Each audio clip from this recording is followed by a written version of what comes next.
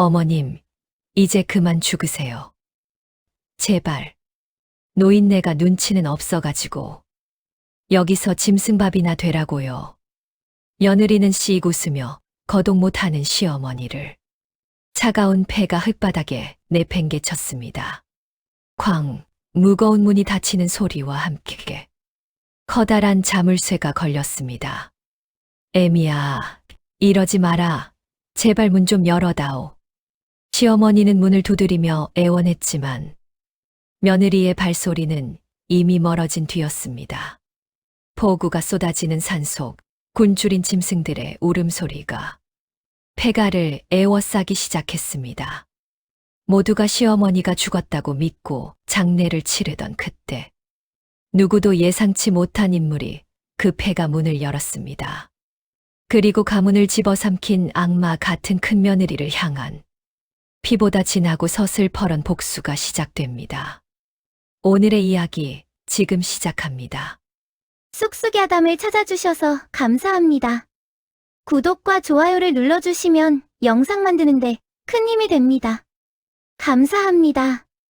한때 최 씨 가문의 안주인으로서 고을의 존경을 한 몸에 받던 최 씨 부인. 그녀의 엄격하면서도 자애로운 기품은 담장 너머까지 소문이 자자했습니다.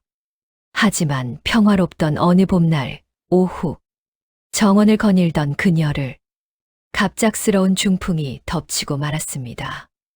햇살이 눈부시게 쏟아지는 안방. 비단 보료 위에 누운 최 씨 부인은 석가래에 낀 먼지만을 멍하니 바라봤습니다. 풍성하던 머리카락은 거칠게 헝클어졌고 옷같이 맑던 안색은 하루아침에 잿빛으로 변해버리고 말았습니다. 손가락 하나 까딱할 수 없는 몸은 마치 거대한 바위에 짓눌린 듯 천근만근 무겁게만 느껴졌습니다. 그녀의 유일한 세상과의 통로는 오직 두 귀와 파르르 떨리는 눈동자뿐이었습니다. 이때 정적을 깨고 문 밖에서 큰며느리 박 씨의 목소리가 들렸습니다. 평소에 나긋나긋하던 목소리는 간데없고 서리빨보다 차가운 음성이었습니다. 아직도 숨줄기를 붙잡고 있단 말이냐?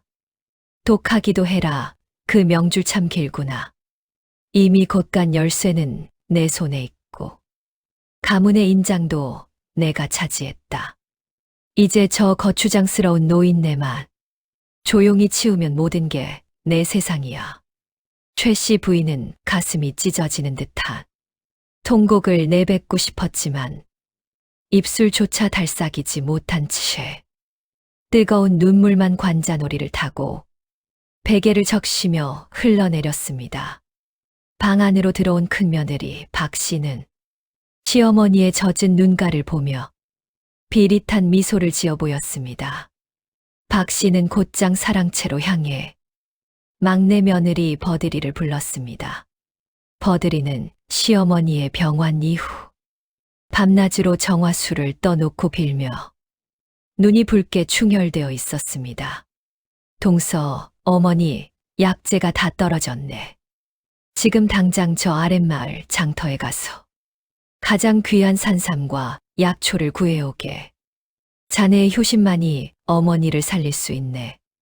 선한 버드리는 그 말이 덧인 줄 모르고 예, 형님, 지금 바로 다녀오겠습니다. 라며 버선발로 대문을 나섰습니다. 버드리의 뒷모습이 골목 끝으로 사라지자 박 씨의 눈빛은 순식간에 매서워졌습니다. 그녀는 미리 매수해둔 덩치 큰 사내들을 뒷문으로 은밀히 불러들였습니다. 저 방 안의 노인네를 호치불로 말하라. 가마에 실어 산속 깊은 곳. 사람 발길 끊긴 폐가에 버리고 오너라. 누구든 이 일을 입 밖에 내는 날엔 내 놈들의 목숨도 부지하지 못할 게야. 사내들은 거친 손길로 최 씨 부인을 짐짝처럼 말아 가마에 쳐넣었습니다. 최 씨는 어둠 속에서 흔들리는 가마 벽에 머리를 부딪히며 소리 없는 비명을 질렀습니다. 덜컹거리는 가마의 진동을 느끼며 그녀는 비로소 자신이 버려지고 있음을 직감하며 깊은 절망에 빠졌습니다. 하늘도 무심하시지. 그날 밤은 하늘이 뚫린 듯 장대비가 쏟아졌습니다. 검은 가마 한 대가 칠흑 같은 어둠 속에서 가파른 산길을 위태롭게 올랐습니다. 천둥이 칠 때마다 가마꾼들의 기괴한 그림자가 숲속에 일렁였습니다.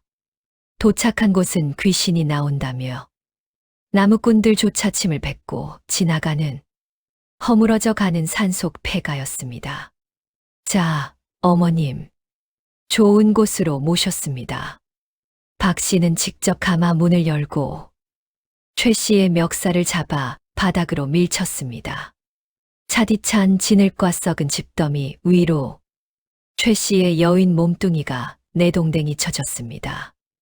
무너진 지붕 사이로 쏟아지는 빗물은 최 씨의 입과 코로 사정없이 들이쳤습니다. 박 씨는 비에 젖은 머리카락을 쓸어 넘기며 최 씨의 귓가에 독사처럼 속삭였습니다. 여기서 조용히 짐승밥이나 되세요. 그게 가문을 돕고 자식을 돕는 길입니다. 원망은 저승에 가서나 하시고 이 생의 인연은 여기서 끝내지요.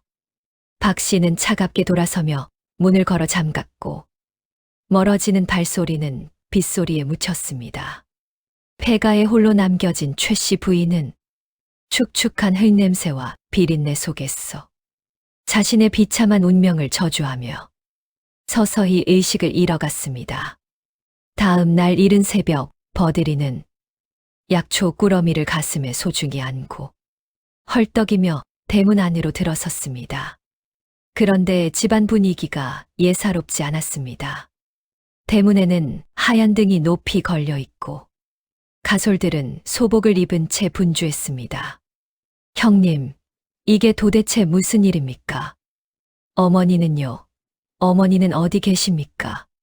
버들이가 울부짖으며 안방으로 달려가자 박 씨는 이미 소복을 정갈하게 차려입고 바닥을 치며 통곡하는 신용을 했습니다.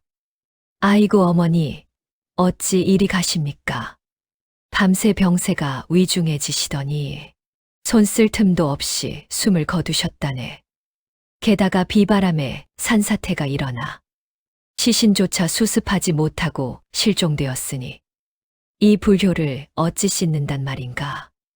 박 씨는 옷소매로 얼굴을 가린 채 남몰래 입꼬리를 올리고 있었습니다. 버들이는 눈앞이 캄캄해지는 충격에 어머니, 그럴 리 없습니다. 라고 외치며 그 자리에 쓰러졌습니다. 마당에 흩뿌려진 약초 위로 버들이의 처절한 눈물이 쏟아졌고 박 씨는 그 모습을 지켜보며 자신의 승리를 확신하고 있었습니다.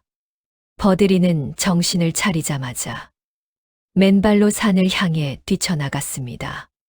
시신 없는 장례를 지낼 수 없다는 간절함이 그녀를 움직였습니다. 산짐승의 울음소리가 메아리치고 날카로운 나뭇가지가 살을 파고들었지만 버들이는 걸음을 멈추지 않았습니다. 어머니, 제가 꼭 찾아낼게요. 찬 바닥에 혼자 계시게 두지 않을게요. 박 씨는 그런 버들이를 보며 동네 사람들에게 혀를 찼습니다. 에구, 동서가 시어머니 사랑이 깊더니 결국 실성해서 산으로 가꾸려 산짐승이 득실되는 저 험한 곳에서 살아 돌아오기나 하겠소. 박 씨의 비웃음에도 불구하고 버들이는 가시덩굴에 옷자락이 찢기고 발톱이 빠져 피가 흐르는 줄도 모른 채 온 산을 헤매고 또 헤매었습니다. 그녀의 품에는 시어머니가 평소 그렇게 좋아하시던 따뜻한 흰죽 한 그릇이 식지 않도록 꽁꽁 쌓여 있었습니다. 그 죽의 온기만이 절망 속에 빠진 버들이의 유일한 희망이었습니다. 사흘째 되던 날, 안개 자욱한 숲속에서 버들이의 눈에 반짝이는 무언가가 포착됐습니다. 낙엽 사이에 반쯤 묻혀있던 그것은 버들이가 지난 생신 때 손수 올린 하늘색 옥비녀의 조각이었습니다. 비녀 끝에는 검붉은 핏자국이 묻어 있었고 주변에는 가마가 지나간 듯한 깊은 자국이 선명하게 남아 있었습니다. 이건 분명 어머니의 것이야. 어머니, 살아계신 거죠. 제발. 버들이는 비녀 조각을 가슴에 품고 미친 듯이 흔적을 따라 올라갔습니다. 길은 점점 더 음침하고 깊어졌고 까마귀들이 머리 위를 맴범 돌며 불길한 울음소리를 내뱉었습니다. 공기 중에는 비릿한 흙내음과 함께 축축한 이끼 냄새가 진동했습니다. 버들이는 심장이 터질 듯한 통증을 느끼며 가파른 절벽이어 보솔기를 기어갔습니다. 그녀의 손바닥은 돌부리에 긁혀 만신창이가 되었지만 아픈 줄도 몰랐습니다. 숲의 끝자락, 거미줄이 흉물스럽게 처질 폐가 한 채가 모습을 드러냈습니다. 버들이는 떨리는 손으로 낡은 문을 밀었습니다. 끼익, 날카로운 소음과 함께 드러난 방 안의 모습은 처참했습니다. 먼지와 오물로 뒤덮인 바닥 한가운데 피골이 상접한 최 씨 부인이 누워 있었습니다. 시어머니는 쏟아지는 빗물을 받아먹으며 간신히 명주를 이어가고 있었습니다. 입술은 파랗게 질려 터져 있었고 눈가에는 파리떼가 끓고 있었습니다. 어머니, 저예요, 버들이에요. 버들이는 달려가 최 씨를 안아 올렸습니다. 최 씨는 희미하게 눈을 뜨더니 며느리의 얼굴을 확인하고는 꺼져가던 숨을 몰아쉬며 울었습니다. 말은 나오지 않았지만 그녀의 눈동자에는 박 씨를 향한 서슬퍼런 분노와 버들이를 향한 고마움이 뒤섞여 있었습니다. 최 씨의 손가락은 힘없이 버들이의 옷자락을 붙들고 놓지 않았습니다. 그것은 살고 싶다는 강력한 갈망이었습니다. 버들이는 품 안에 죽을 꺼냈습니다. 다행히 온기가 아주 조금 남아 있었습니다. 어머니, 천천히 조금만 드셔보세요. 버들이는 죽을 제 입으로 씹어 연하게 만든 뒤 시어머니 입에 흘렸습니다. 한 술, 두 술, 죽이 목구멍을 넘어가자 최 씨의 창백했던 뺨에 미세한 혈색이 돌았습니다. 버들이는 자신의 새 옷을 찢어 시어머니의 오물을 닦아내고 차가운 손발을 자신의 가슴에 품었습니다.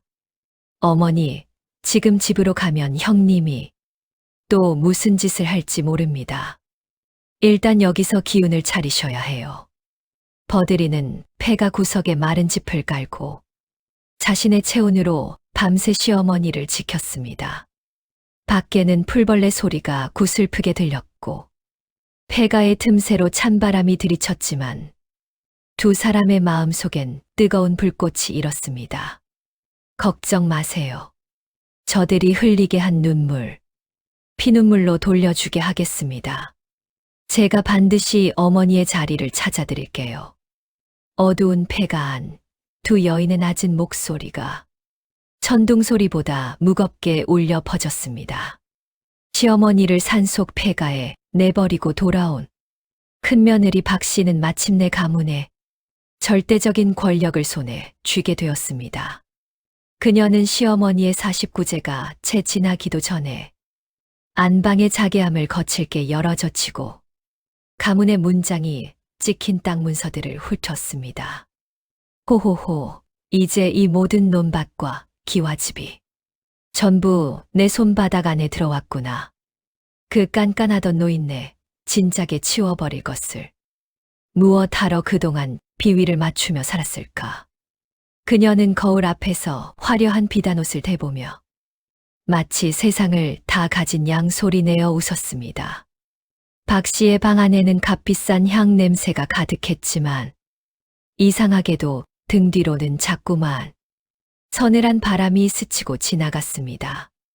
마당에서 들려오는 가솔들의 수군거림도 이제 그녀에게는 아무런 걸림돌이 되지 않았으나 곳간 문을 열 때마다 누군가 뒤에서 자신의 목덜미를 뚫어지게 쳐다보는 듯한 기괴한 시선까지는 미처 피하지 못했습니다. 밤이 깊어지면 안방 천장에서 드르륵 소리가 나고 꿈속에는 보랏빛 저고리를 입은 형체가 나타나 피눈물을 흘리며 그녀의 목을 조르곤 했습니다. 박 씨는 가위에 눌려 땀 범벅이 된 채 깨어나 벌컥벌컥 찬물을 마시며 스스로를 다독였습니다. 죽은 노인네가 무슨 힘이 있다고. 다 기분 탓이야. 하지만 그녀의 눈 밑에는 검은 그림자가 드리워졌고 탐욕으로 빛나던 눈동자는 점차 불안으로 충혈되었습니다. 한편 산속 폐가에서 정신을 차린 최 씨는 막내 며느리 버드리의 손을 꽉 잡았습니다. 굳어있던 혓바닥을 간신히 움직이며 최 씨는 피 맺힌 목소리로 속삭였습니다. 버드라, 내 안방 보료 및 왼쪽 구석 바닥을 깊이 파보아라. 거기에 박씨 그년이 평생을 뒤져도 모를 이 가문의 진짜 명부와 인장이 있느니라. 최 씨는 박씨가 자신의 재산을 노리고 인륜을 저버린 사실에 치를 떨며 분노했습니다. 버드리는 시어머니의 가르침을 가슴에 새기며 밤마다 몰래 본가로 숨어들었습니다. 모두가 잠든 깊은 밤 박씨가 코를 골 때 버드리는 숨을 죽이고 바닥을 파헤쳤습니다. 손톱 밑에 흙이 박히고 피가 맺혔지만 마침내 손가락 끝에 닿은 묵직한 나무 상자. 그 안에는 박 씨의 모든 악행을 단숨에 뒤집고 관가로 보낼 결정적인 증거들이 가득했습니다. 버드리는 목함을 가슴에 품고 다시 산으로 달렸습니다. 차가운 밤이슬이 얼굴을 때렸지만 그녀의 가슴은 복수라는 뜨거운 열기로 타올랐습니다. 폐가로 돌아와 목함을 확인한 최 씨 부인은 서늘한 미소를 지으며 버드리의 손을 쓰다듬었습니다. 이제 시작이다. 나를 귀신으로 만든 대가를 그년이 뼈저리게 느끼게 해줄 것이야. 버드리는 영리하게 움직이기 시작했습니다. 마을 아낙네들이 모이는 빨래터와 우물가에서 일부러 수건으로 눈물을 훔치며 속삭였습니다. 글쎄, 어젯밤 산속에서 어머니를 뵈었어요. 온몸에 진흙을 묻히고 억울하다며 우시는데 제 가슴이 찢어지는 것 같았어요. 이 소문은 발 없는 말이 되어 순식간에 마을 전체로 퍼져나갔고 결국 큰 며느리 박 씨의 귀에까지 들어갔습니다. 박 씨는 처음엔 미친 소리라며 코웃음을 쳤으나 밤마다 문 밖에서 들리는 기괴한 긁는 소리와 창문에 비치는 시어머니의 실루엣 때문에 점점 정신이 피폐해지기 시작했습니다. 그녀의 화려한 안색은 하루가 다르게 잿빛으로 변해갔고 손발은 차게 식어갔습니다.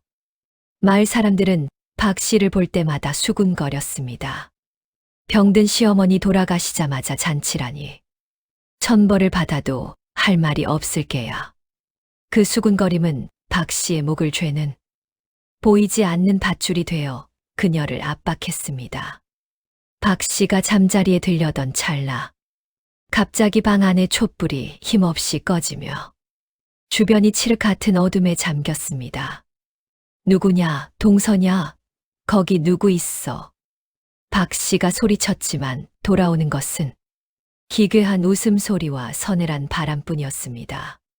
그때 닫혀있던 방문이 서서히 열리며 폐가에 버려질 때 입었던 보랏빛 저고리를 입은 형체가 나타났습니다. 달빛에 비친 그 형체의 얼굴을 본 박 씨는 비명을 지르며 구석으로 몸을 몰았습니다. 살려주세요. 어머님 잘못했습니다. 그날 이후 박 씨의 방에서는 밤마다 누군가와 대화하는 기괴한 소리가 들려왔습니다. 다음 날 아침 하인들이 방에 들어갔을 때 박 씨는 헝클어진 머리로 바닥을 긁으며 알 수 없는 말을 내뱉고 있었습니다. 그녀의 머리맡에는 흙 묻은 집신 한 짝이 덩그러니 놓여 있어 공포를 더했습니다. 박 씨는 불안을 견디다 못해 용하다는 박수무당을 집으로 불러들였습니다. 무당은 대문을 들어서자마자 방울을 흔들며 사방에 팥을 뿌리고 괴성을 질러댔습니다. 이 집에 죽은 자의 원혼이 가득하구나. 제대로 보내주지 않으면 가문이 멸할 게야. 노인네가 배가 고파서 대들보를 갉아먹고 있어. 무당의 호통에 박씨는 사색이 되어 금가락지까지 빼주며 살려달라고 빌었습니다. 하지만 이 무당은 이미 버들이가 산속에서 뱀에게 물린 그를 구해준 적이 있어 버들이와 은밀히 내통하고 있는 조력자였습니다. 무당은 박 씨를 심리적으로 완전히 무너뜨리며 더욱 무시무시한 살풀이 굿을 준비했습니다. 사흘 뒤 보름밤에 다시 오겠다. 그때까지 시어머니가 생전에 입던 옷들을 모두 불태우고 무릎 꿇고 빌지 않으면 미녀는 피를 토하며 죽게 될 것이다. 박 씨는 마당 한복판에 엎드려 머리를 찌으며 제발 살려달라고 애걸복걸했습니다. 버들이는 시어머니의 마비된 몸을 고치기 위해 험준한 바위산 꼭대기에 산다는 노련한 약초꾼을 간신히 찾아냈습니다. 제발 우리 어머니를 살려주세요. 제 목숨을 떼어드려도 좋으니 걷게만 해주세요. 버들이의 지극한 정성과 눈물 섞인 간청에 약초꾼은 허허 웃으며 바위 틈에서 자란 신비로운 보랏빛 약초를 내주었습니다. 버들이는 깎아지른 절벽에서 굴러떨어질 뻔하면서도 그 약초를 품에 꼭 안고 폐가로 돌아왔습니다. 그녀의 집시는 닳아 없어지고 발바닥은 피투성이가 되었으나 얼굴엔 미소가 가득했습니다. 산속의 풀벌레 소리조차 버들이의 발걸음을 응원하는 듯 경쾌하게 울려 퍼졌습니다. 그녀는 절벽 위에서 부는 찬 바람조차 시어머니를 살릴 희망의 바람으로 느꼈습니다. 약초꾼의 비방이 담긴 보따리를 가슴에 품고 버들이는 노을 지는 산길을 단숨에 달려 내려왔습니다. 폐가로 돌아온 버들이는 정성을 다해 약초를 다려 시어머니께 올렸습니다. 어머니, 조금만 참으세요. 이걸 드시면 곧 일어나실 수 있어요. 탕약을 한 사발 들이켠 최 씨의 몸에 기적 같은 변화가 일어나기 시작했습니다. 얼음처럼 차갑고 딱딱하던 최 씨의 다리에 찌릿한 통증과 함께 뜨거운 기운이 돌았습니다.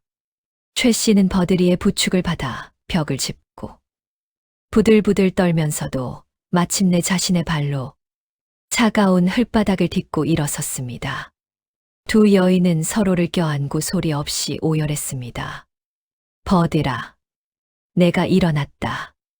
내가 일어났어. 최 씨의 목소리에는 다시금 가문의 안주인다운 위엄과 삶에 대한 강렬한 의지가 서려 있었습니다.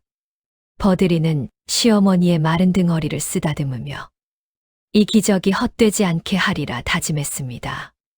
폐가 안의 매캐한 연기조차 그 순간만큼은 세상에서 가장 향기로운 냄새처럼 느껴졌습니다. 이제 최 씨는 벽을 짚지 않고도 방 안을 서성일 정도로 기운을 차렸습니다.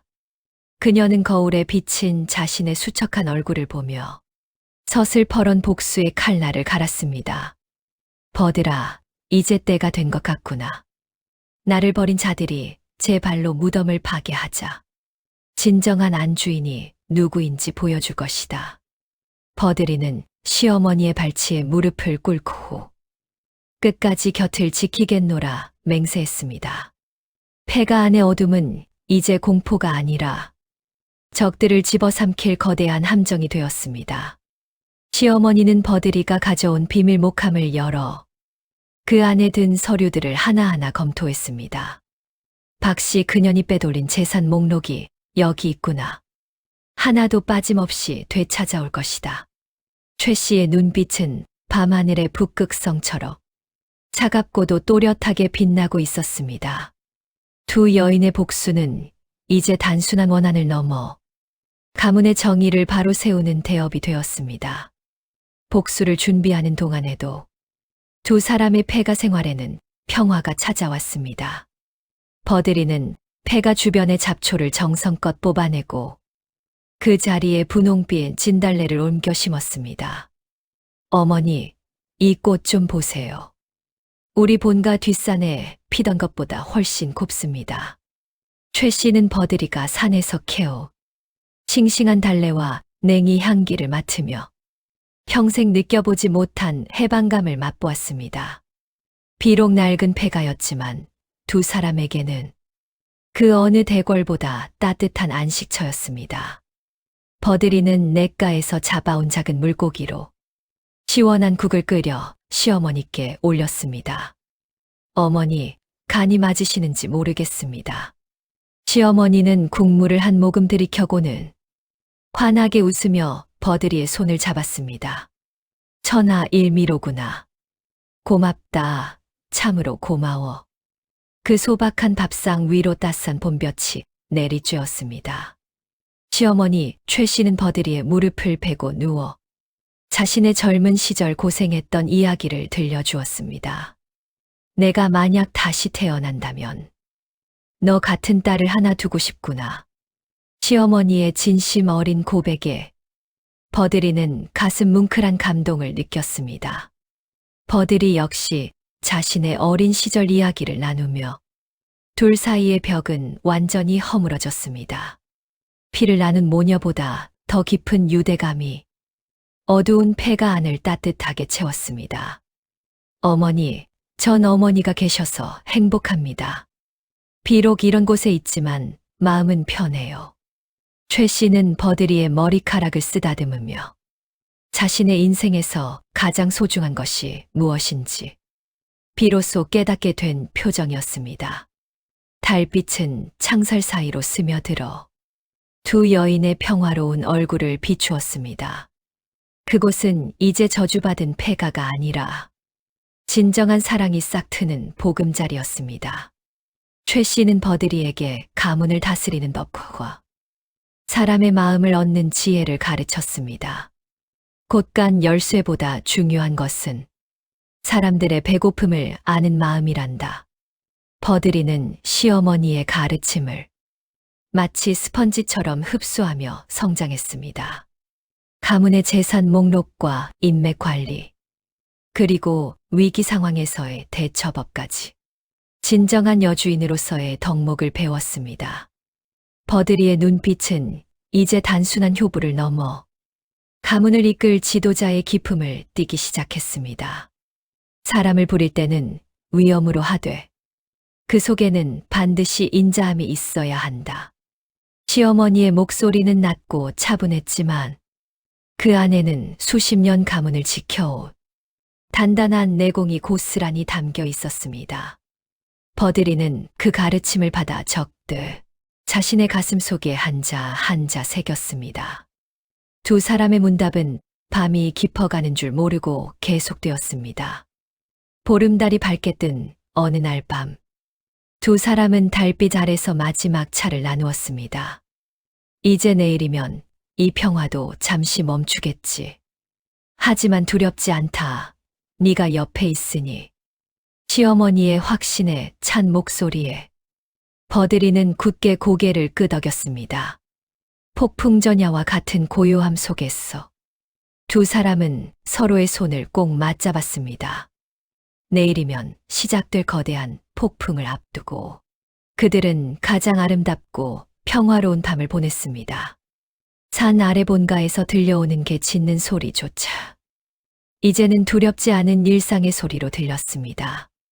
최 씨는 품 안에서 작은 놀이개 하나를 꺼내 버들이의 옷고름에 정성껏 달아주었습니다. 이것은 대대로 안주인에게만 전해지는 것이다. 너에게 줄 자격이 충분하다고 생각한다.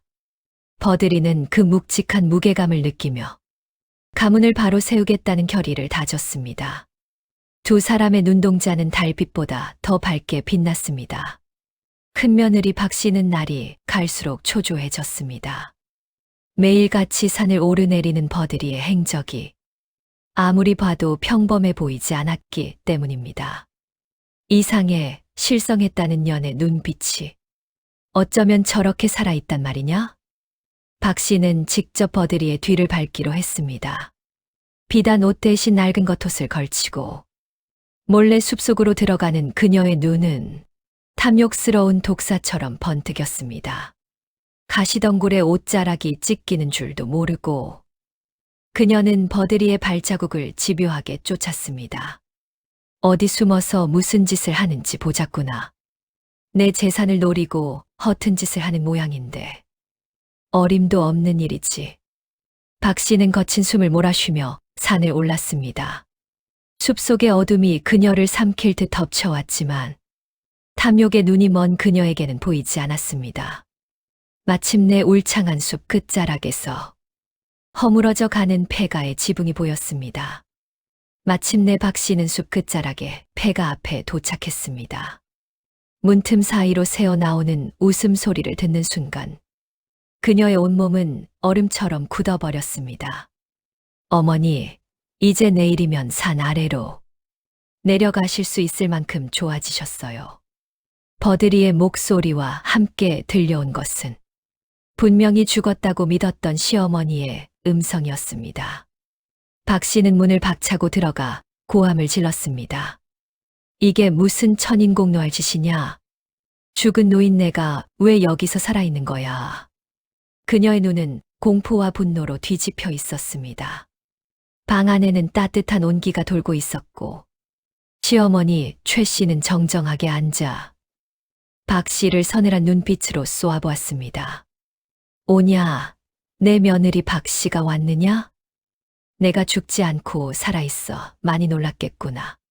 시어머니의 한마디는 박 씨의 심장을 얼음 송곳처럼 꿰뚫고 들어왔습니다.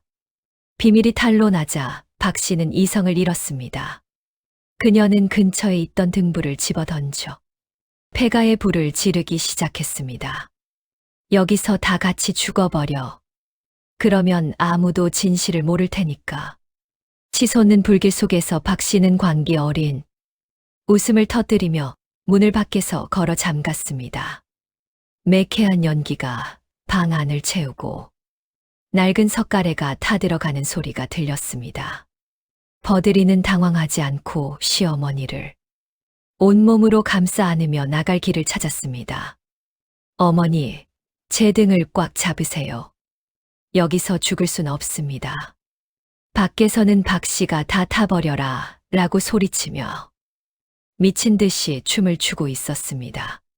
불길은 순식간에 천장까지 번졌고 뜨거운 열기가 살결을 파고들었습니다. 최 씨는 버드리의 목을 꽉 끌어안으며 마지막 남은 힘을 쥐어짜내었습니다. 버드리는 마지막 남은 힘을 쥐어짜 불이 붙은 뒷문을 부수고 탈출했습니다.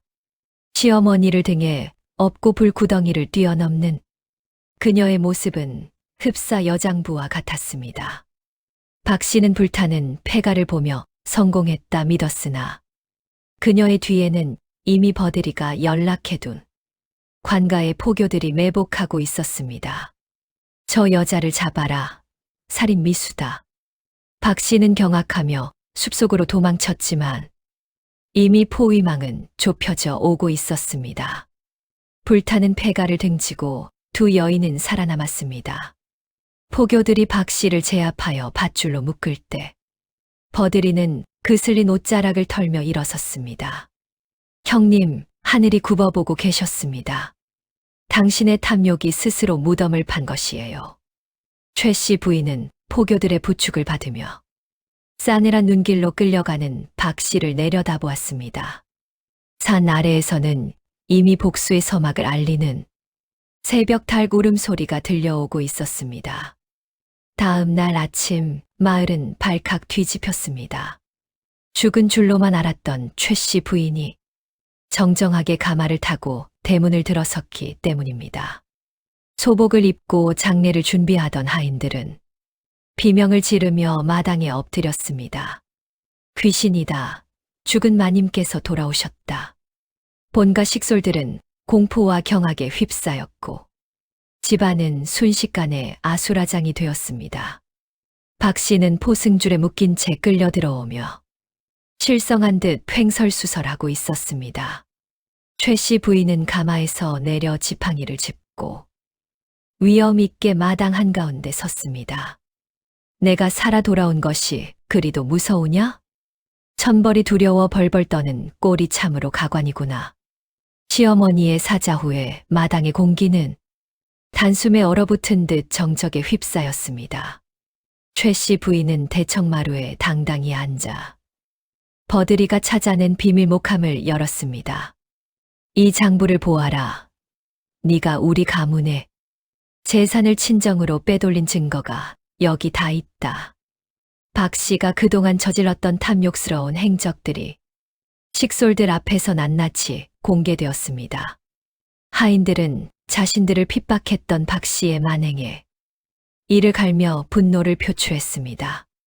마님, 저 여자가 저희를 짐승처럼 부리고 창고의 곡식도 몰래 팔아치웠습니다.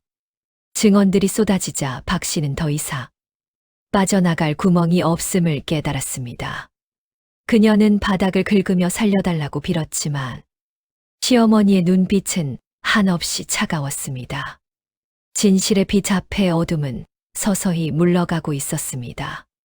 결국 박 씨는 관과 포졸들에 의해 포승줄에 묶인 채 관하로 압송되었습니다.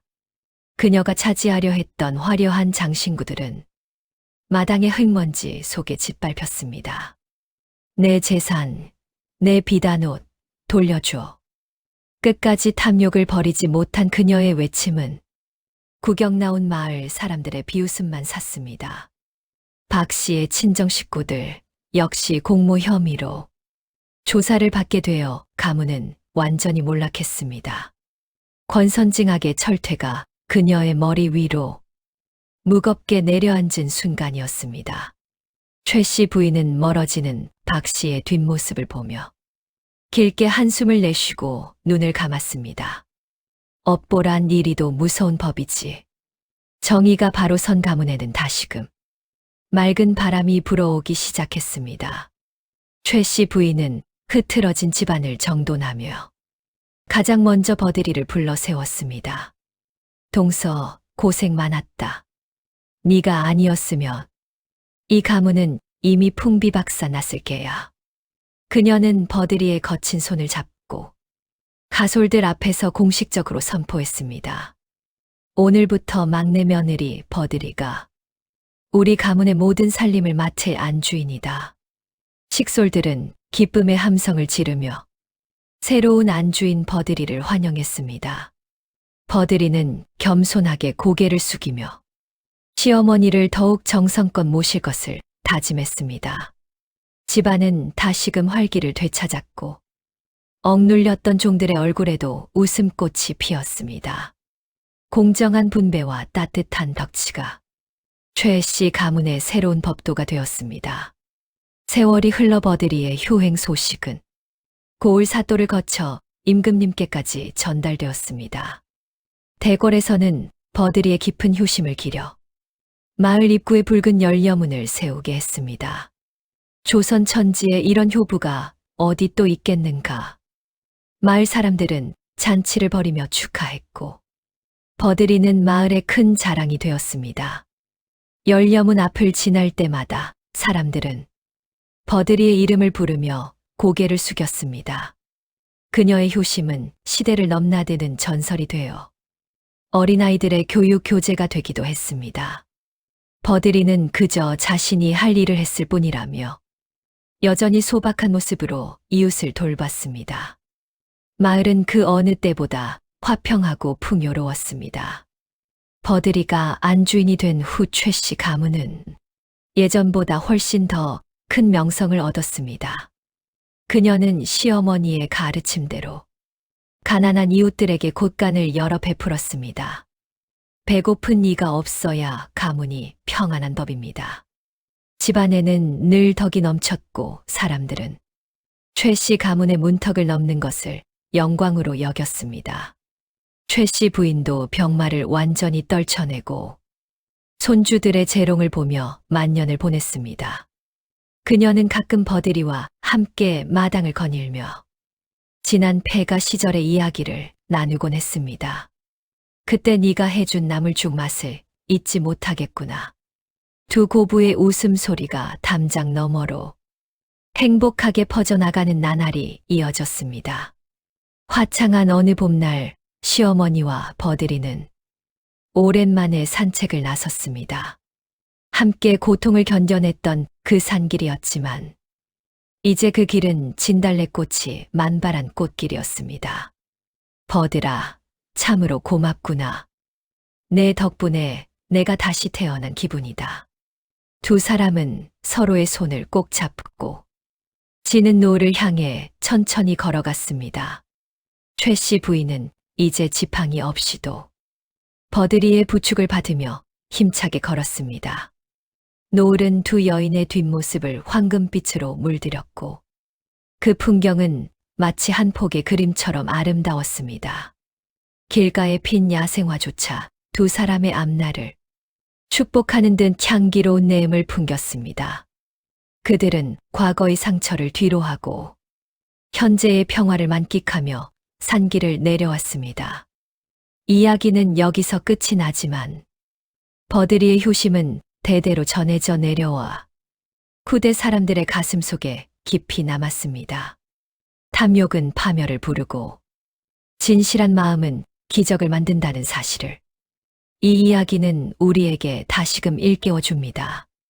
지금도 마을 입구의 열 여문은 버들이의 고귀한 정신을 증명하듯 비바람에도 굴하지 않고 우뚝 서 있습니다. 우리는 이 이야기를 통해 진정한 효란 무엇인지, 그리고 사람답게 사는 길이 무엇인지 배웁니다. 오늘의 긴 이야기 여기서 마칩니다. 들어주신 여러분께 진심으로 감사드립니다. 복 받는 하루 보내시길 바랍니다.